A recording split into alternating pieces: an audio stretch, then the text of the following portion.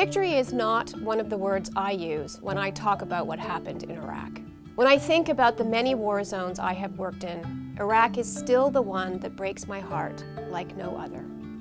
I had dear friends, ones who stayed behind and believed in the vision of a country liberated from Saddam Hussein's brutal oppression. Bold, progressive, incredible women, Aquila al-Hashimi and Margaret Hassan, killed by extremist groups within a few months of President George W. Bush's declaration of victory in Iraq.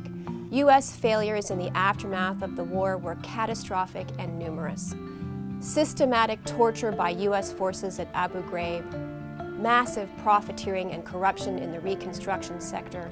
Then there was the ill-conceived decision to remove from government anyone associated with the old regime, which gutted Iraq's public service, and the equally disastrous decision to disband the Iraqi army, which left a security vacuum greedily filled by sectarian militias and Islamic terror groups. I visited Iraq before, during, and after the 2003 war. I was there when Iraqi children were dying of malnutrition and preventable diseases because food and vaccines were blocked from entering Iraq under the harshest sanctions ever imposed on a country, and never imposed since once the human cost was exposed. I was there when U.S. military command moved into Saddam's palaces in Baghdad, and knowing little about the country they were now occupying, set about establishing a new government while failing to consider or understand the complexities of operating in a part of the world steeped in deep ethnic and religious divisions. And I was there before and after the defeat of ISIS, a brutally misogynistic regime that could never have established a foothold in that part of the world without the many missteps that ignited their existence.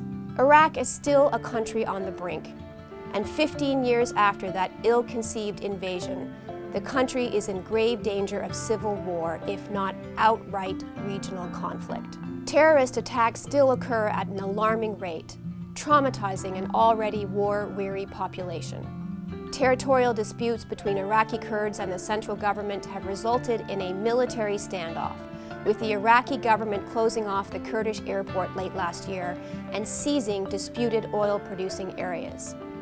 Sunni strongholds have been freed from the tyranny of ISIS, but they are still at odds with the government in Baghdad, still aggrieved, and still angry about neighboring Iran's growing influence over their country. Terror groups, from Al-Qaeda to remnants of ISIS, are underground, but their influence remains.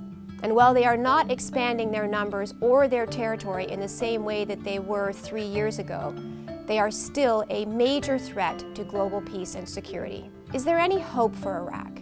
Active diplomacy and a comprehensive international effort to negotiate a settlement in terms of territory and revenue sharing from oil between Iraq's Kurds, Sunnis, Shia, and other distinct groups, this is the best hope to avert civil war.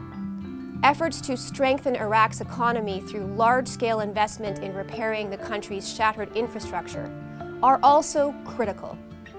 International humanitarian spending, which has amounted to less than 10% of military spending on Iraq, this must be urgently increased to provide much-needed support to the more than 2.4 million Iraqis displaced by the violence, who are living in camps because their homes and villages no longer exist.